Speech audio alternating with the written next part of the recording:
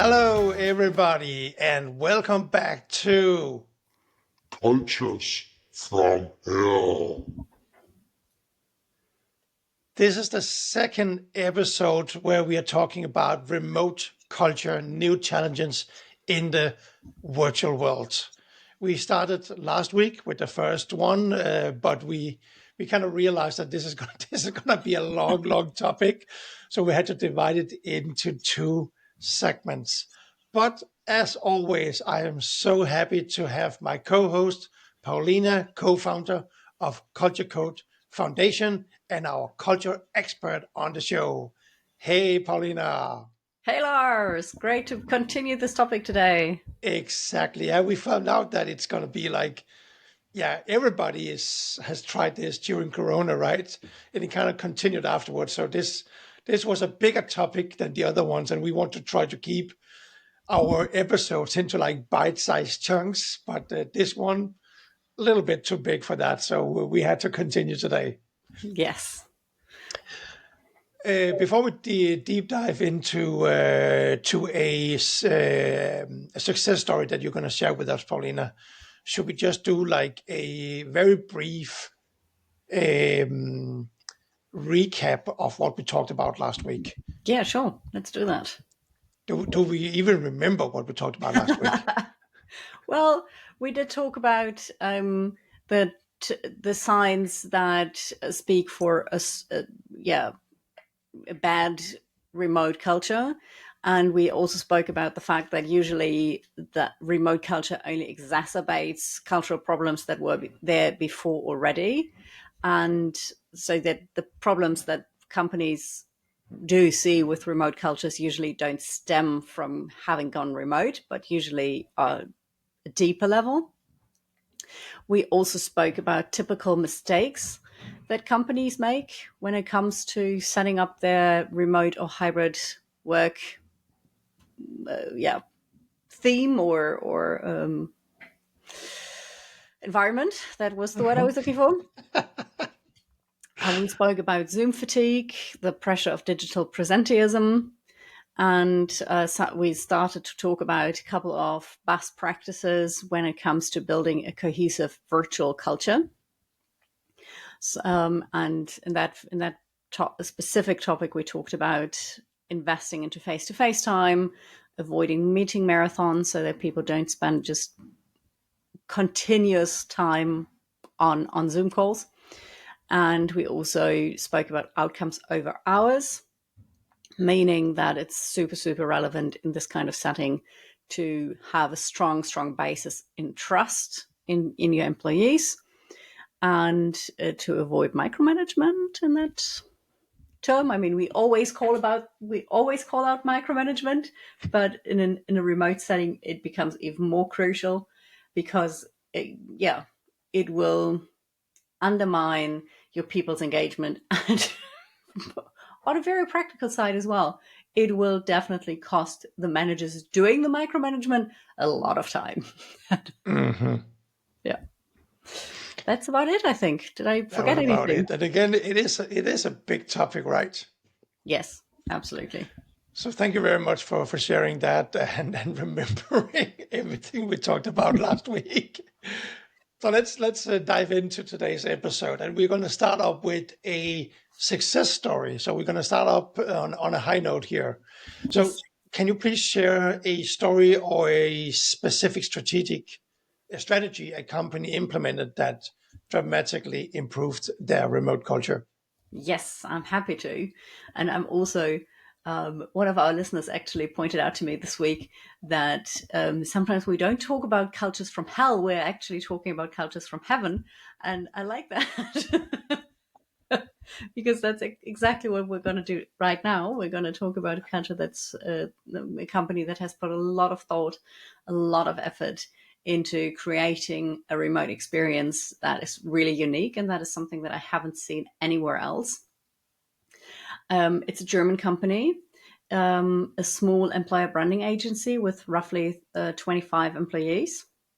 And it's actually, incidentally, the company that my husband works for.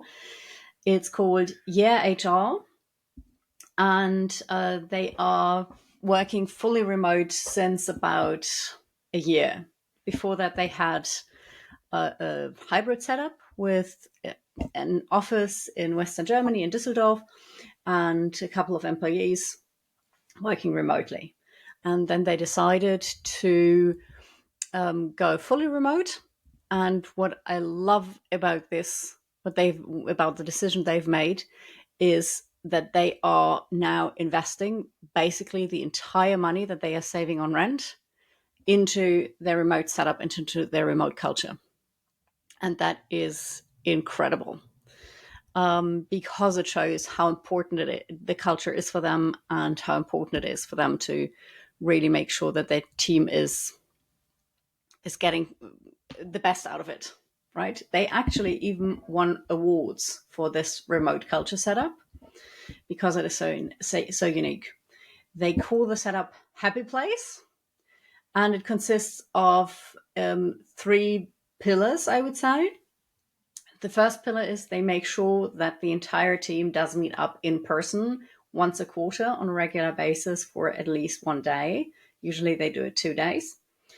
The second pillar is that every employee, when they start or over the course of their career, they get a budget that they can spend on their home office setup.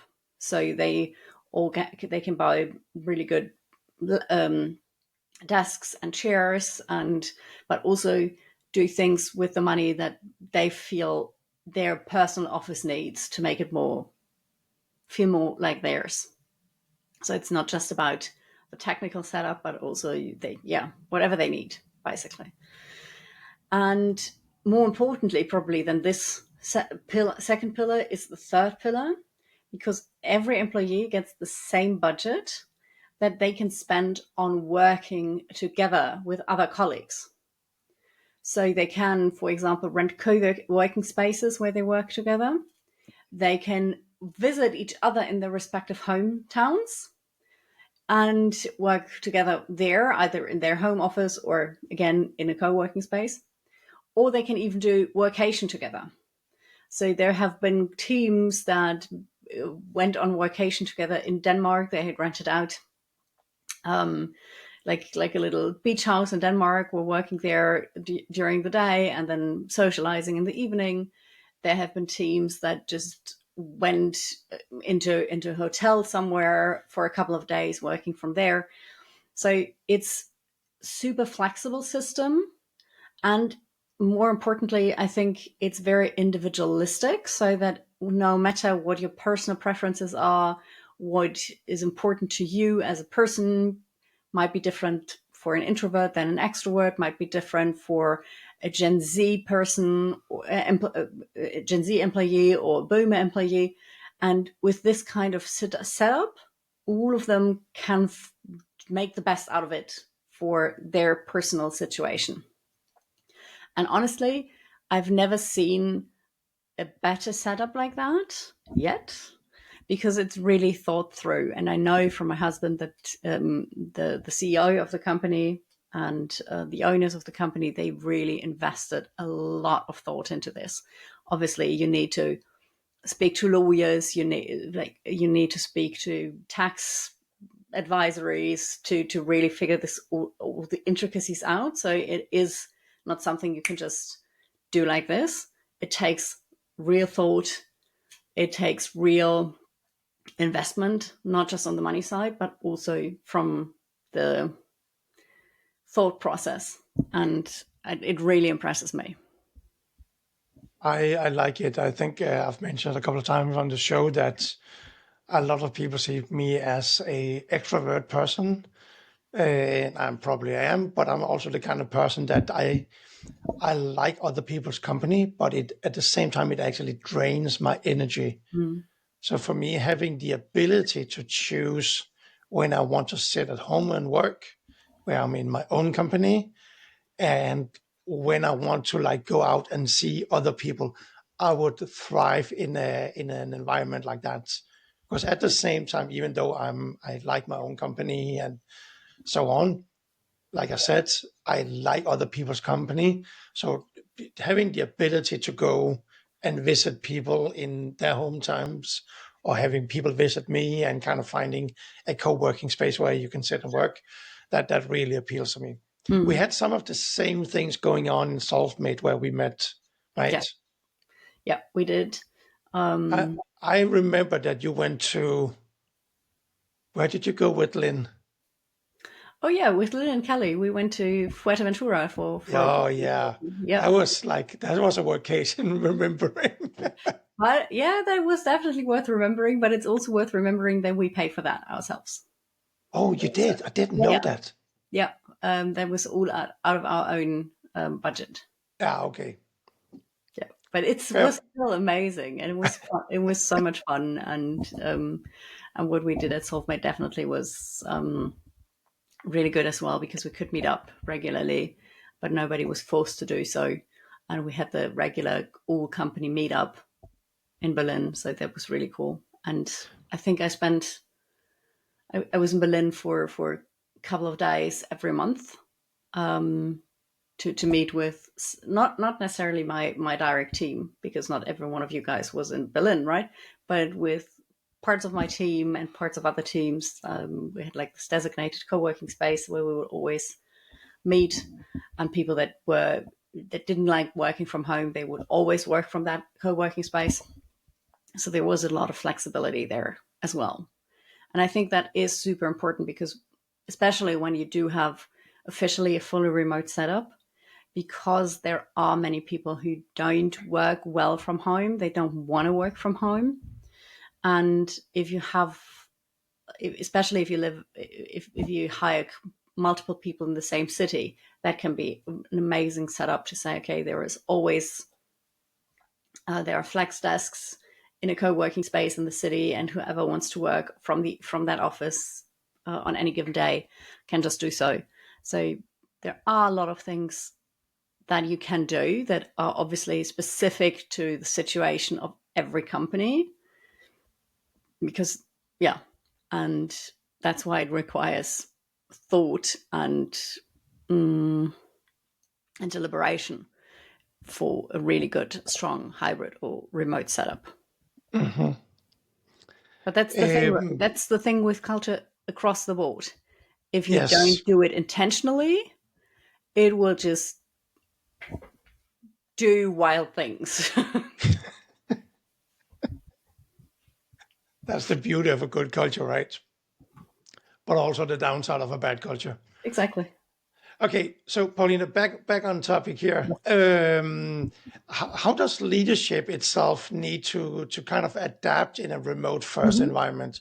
What, let's call it, what new skills or mindsets are essential for leaders to effectively manage, mentor, and inspire distributed teams?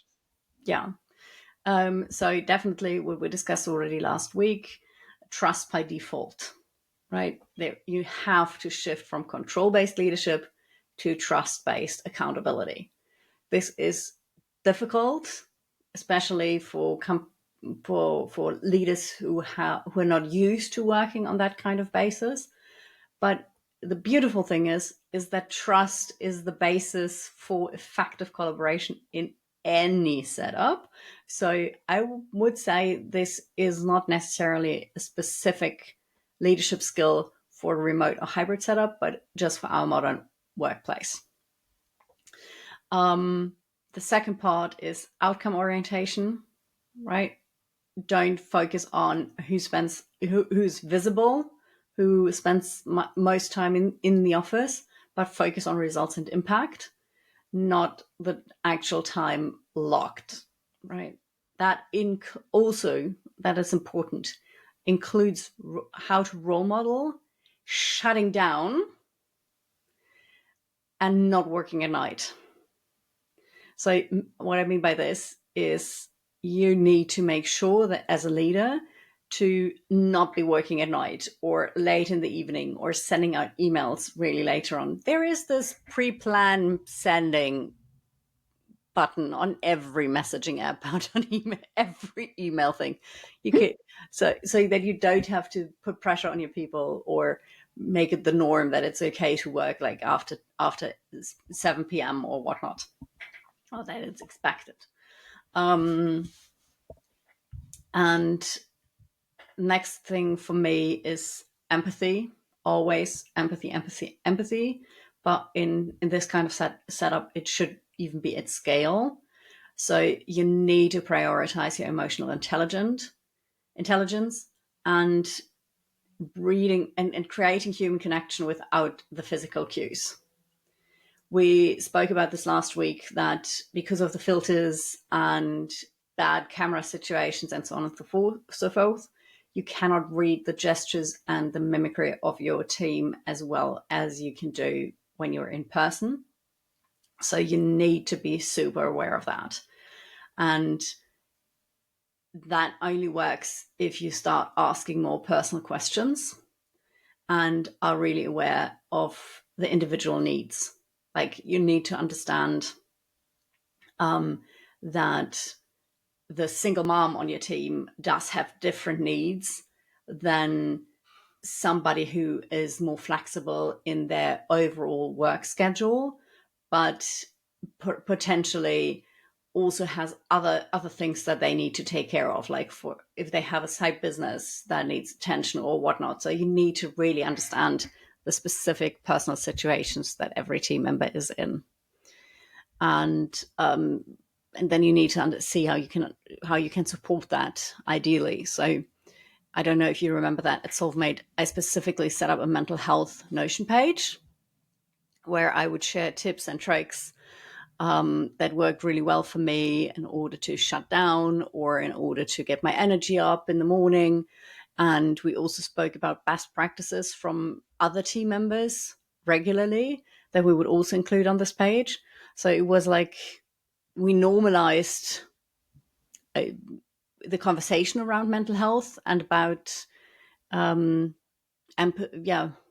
personalized needs, both in one-on-ones and throughout the entire team. And I think that was really important that we did that. Next point from my perspective, transparency as a norm. So you should default to open information sharing to reduce confusion and silos. So make your Notion page visible to the entire company, for example. Have your calendar settings not as private, but as publicly accessible, and make sure that your communication is crystal clear and more frequent than in an in-office setting.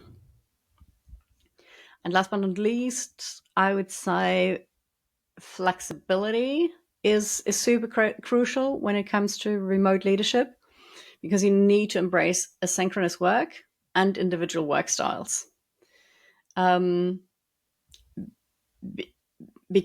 Because those things will support not spending time in too many meetings and not having those this Zoom fatigue thing going on if you do manage to have your team work asynchronously.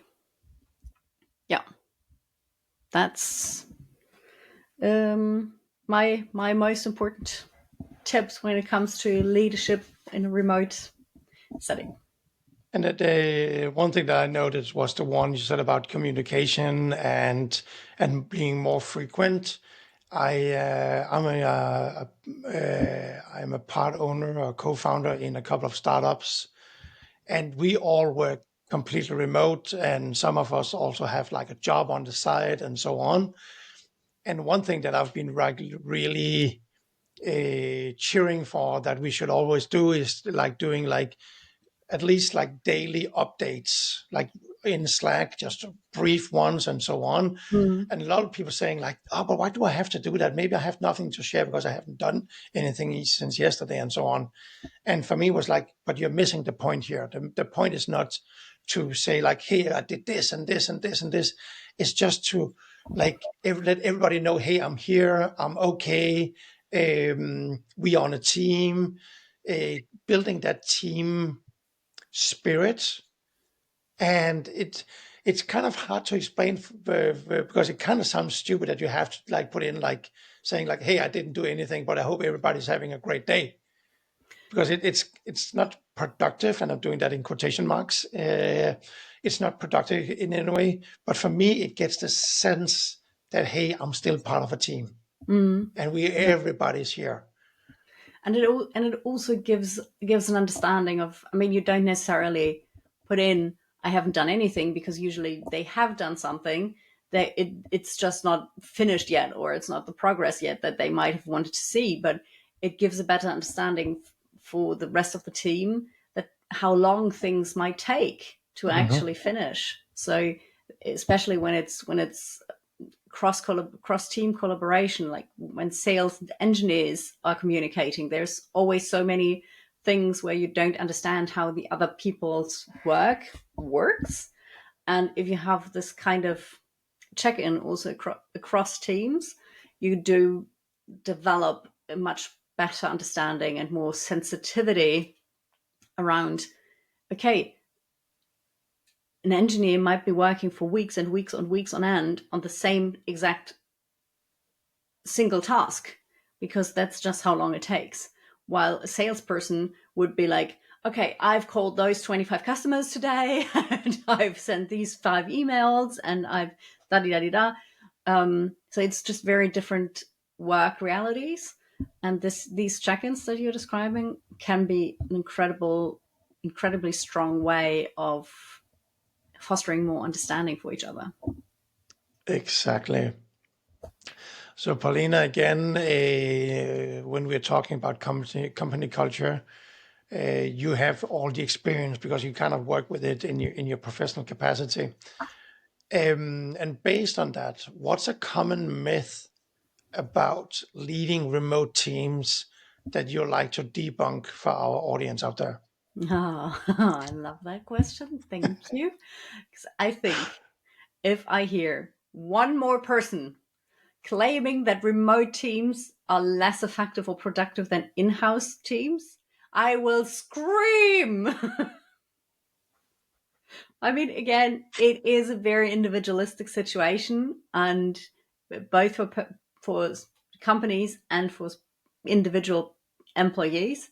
But it is scientifically proven that the setting itself does not have an impact on your productivity.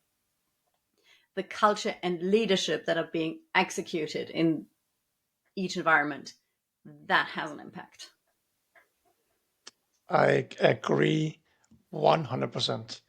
And I have a hard time understanding. It's not that often anymore, but like I think it was like half a year, 1 year ago, there was kind of like again, I'm going to do this in quotation marks, like a trend going on that everybody has to come back to the office now, and all the major companies is pulling people back and so on. And I don't get it. It's like pull the people back that want to come back, but the ones that want to work remote are more productive at work and Yeah. so on. I saw this guy on LinkedIn, like when he was like, I think it was one of the bigger like tech companies in the US, like they were pulling everybody back. And he just took a picture. He was sitting in his home office and he moved, I don't know, I'm just going to make this up. I can't remember, to Utah or something, where they have beautiful nature. And he just took a picture outside of his window where he was sitting, Mm, watching like in his home environment, mountains and beautiful nature and so on. And he just took a picture saying like, why do I want to go back? yeah. Like I'm here, the rent is 1/30th of what it is in San Francisco, right? I have nature, I have free air, my kids can run outside. I don't have to worry about anything. Um, why do I want to go back? And that is a huge problem. And unfortunately, in Germany, the trend is still ongoing, and to call people back into the office, and it really doesn't think things through.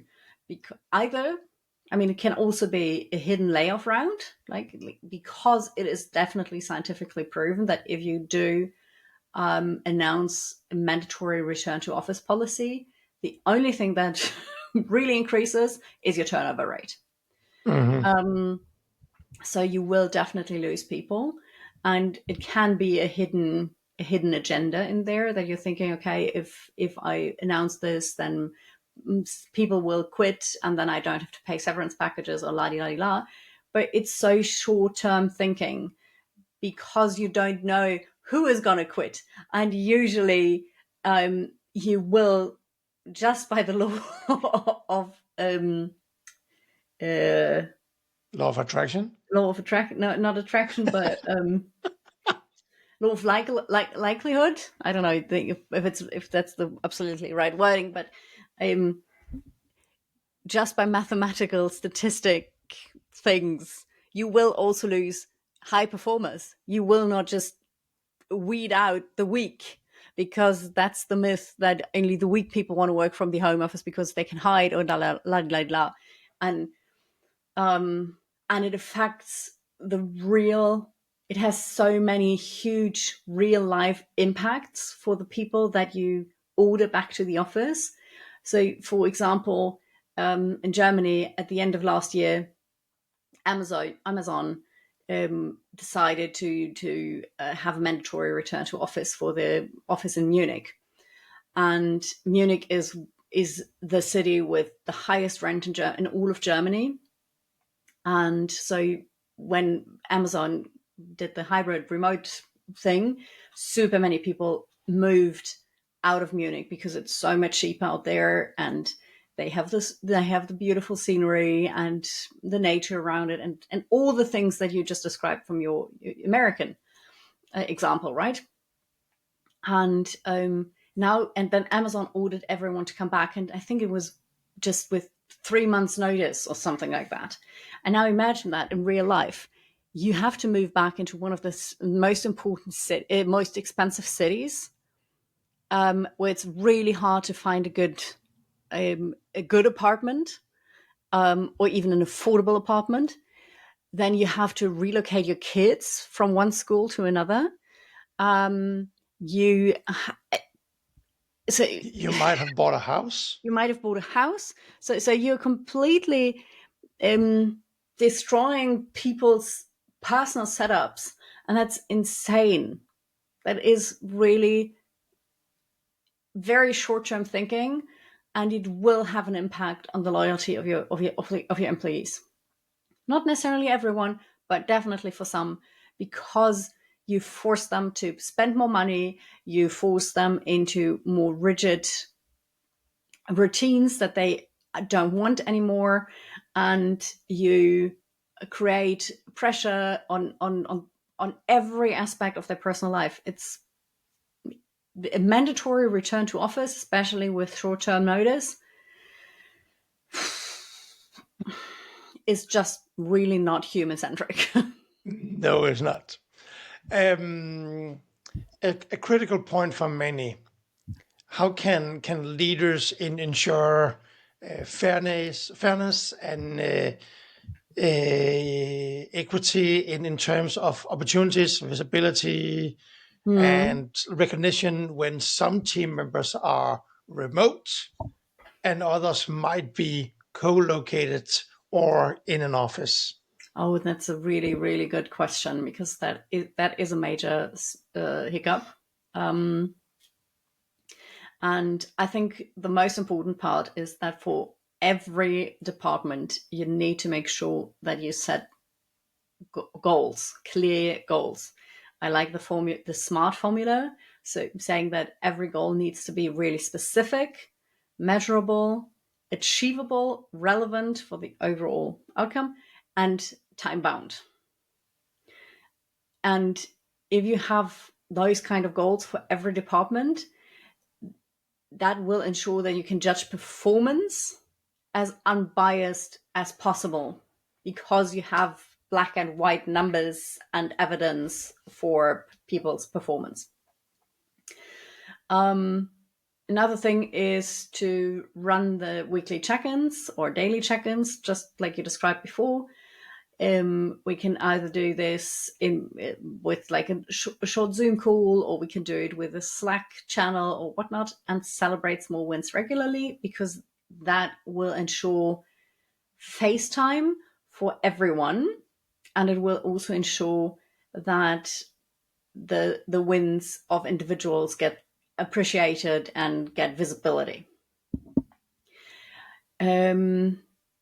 I would also advise to offer public praise in asynchronous channels and really build rituals for recognition. So, and those don't necessarily need to be based on performance, right? They should definitely be built on performance or wins, but they can also be built on how well do you adhere to the company's values, for example. Because that's also an important thing that you can celebrate and praise people for. And like like so many times when we talk about good leadership, self-reflection comes into play here as well, because you definitely, every one of us should self-reflect on their own bias when it comes to FaceTime or favoritism. I think every leader, including myself, has been guilty at one point or another that they have favorite team members that they just like more on a personal level. And that is totally fine as long as you make sure that you still give the same amount of meeting time to each team member, that you make sure that everyone has the same, that you have fair goals that are based on individual situations. And when you make sure that your favoritism doesn't lead to you putting more effort on developing that person than you do on developing somebody else. So, and you can only do that if you do self-reflect on your own biases regularly. And if you check in with yourself and say, okay, am I actually treating every team member the same? I think, On a factual level, right? I mean, you can be yeah, warmer with somebody. That doesn't matter for me personally. You can do that. That's fine. That's absolutely fine. But on the factual level, you need to treat them on the same way. Like, have the same consequences. If your favorite team member f's up, they need to face the exact same consequences as anybody else. you'll always have, I think I know that is very human. You're always going to have people you kind of have a better dialogue with or interact with on common things. You and I, we both have a crush on Lululemon, and people that don't know that it's a great Canadian brand, and we are not sponsored by them. But if they're listening, please sponsor us. So I get, like, this is just a very tiny example, but this is something that we have been talking about. Like, hey, I have to go to the Lululemon store. We talked about that actually before the show went on, Yeah. right? So you always have these small things that people kind of interact with, and that makes you talk more with them because you have things outside of work you want to talk about, right?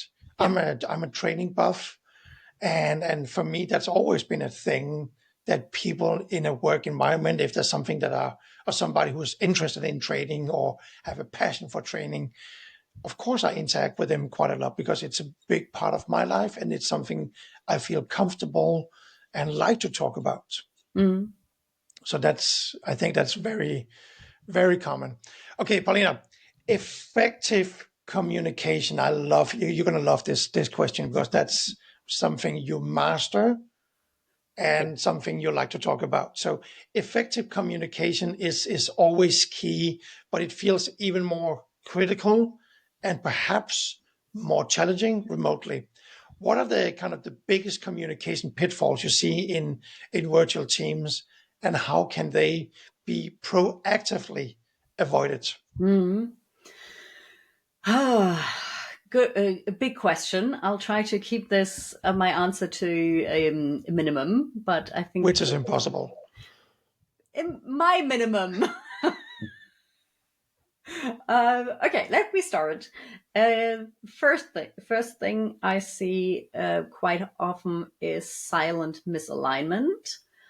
What I mean by that is that a lack of spontaneous conversation actually leads to misinterpretations, unclear expectations, and worst case scenarios in misaligned goals.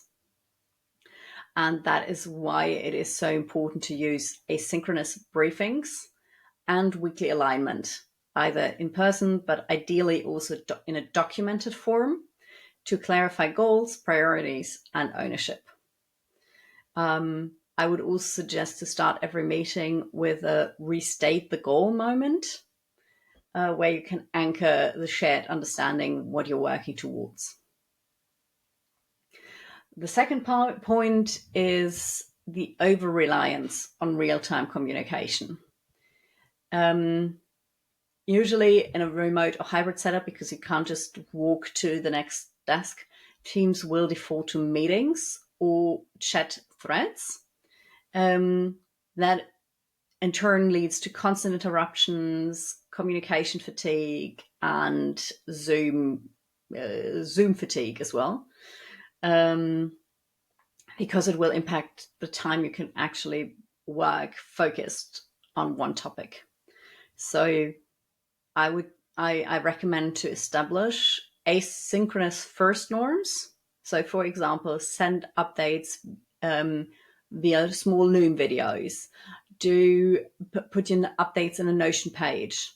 Use shared documents where you can enter in suggestion mode, or in comment form, work on topics together.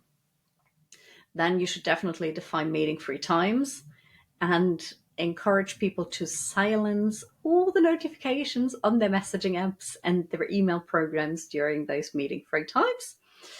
And then you need to rethink the way you use meetings. You should, because we want to avoid the meeting marathon, right? So a meeting should not just be about a status reporting, because that can beautifully be done asynchronously in a Slack thread, Notion, whatnot. So meetings should be focused on decision-making, brainstorming, or human connection. And that also brings me to the next point, which is fragmented information across tools. So we see that a lot with our customers, that context is scattered among different tools like email, Slack, Notion, Jira, docs, and task management systems.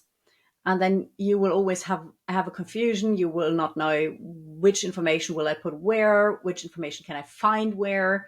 It's super annoying. So you should have a clear definition, which is the single source of truth. Like at Solvemate, we used Confluence at the beginning, and we switched to Notion later on. And if you do use those kind of collaboration tools, you should make sure that you work with dates a lot, so that you always know which is the most frequent information, or the newest information. And then so define this single source of truth and make it very explicit that this is where decisions, processes, and updates are being centralized. Then obviously you also need to train your team, and also make sure that they link back to relevant resources. Like it's not helpful if you just have the update there, if then nobody knows which version of a specific document or resource you should be using. So you should always make sure that you link up the relevant resource in that single source of truth. Okay, what else? When it comes to communication, passive participation in meetings. That's an important one. I think we've all been in those kind of meetings where people show up but don't really speak up. So virtual meetings can easily become disengaged or dominated by the loudest voice in the room. So to avoid that, you can use really structured agendas. You can use role-based speaking turns or rotating facilitators.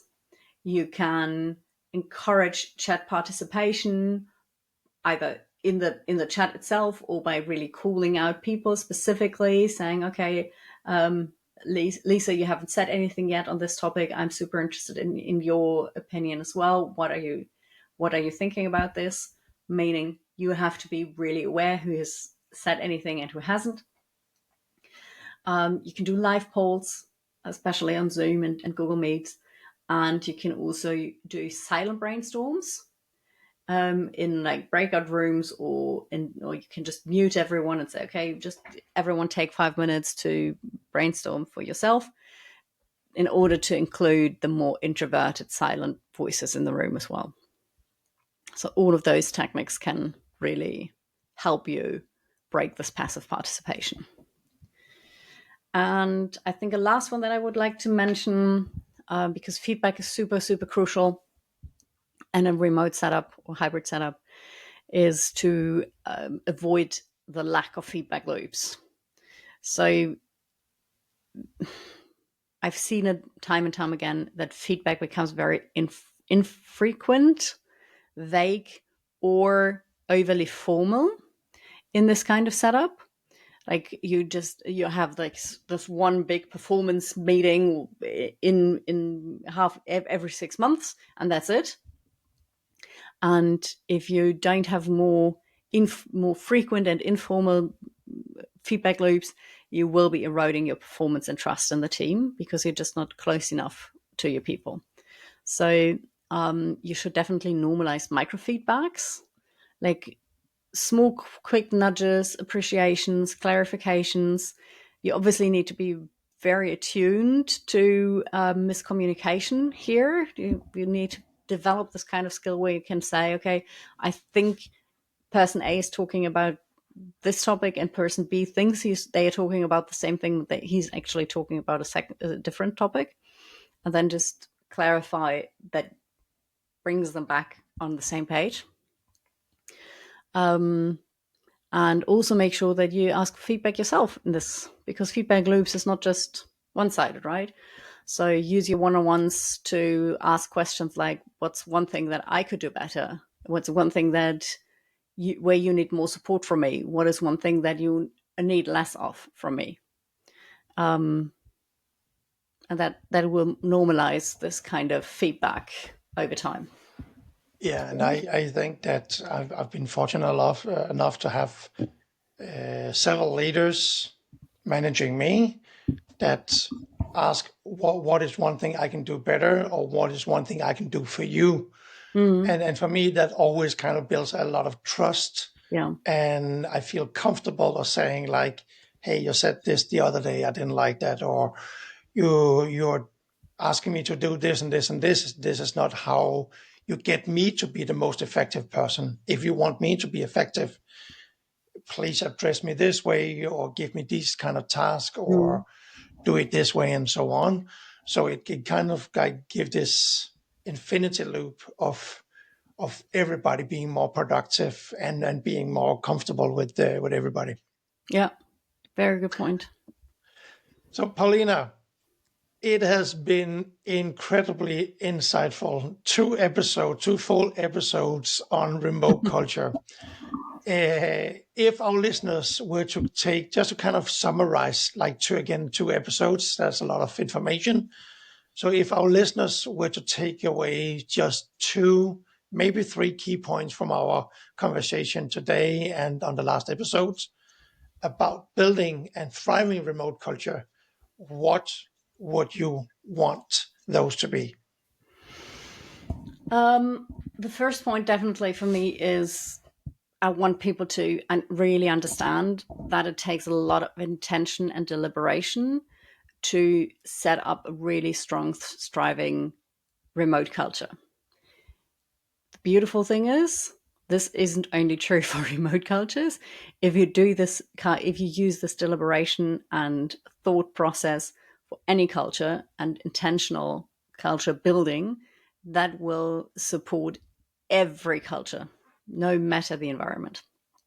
And the second point that I find most important is how important, especially in a remote setup, the building block of trust is. And it should be not just a default setting, but it is something that you need to teach people. It is something that so many employees out there have never experienced or have experienced in a very small version.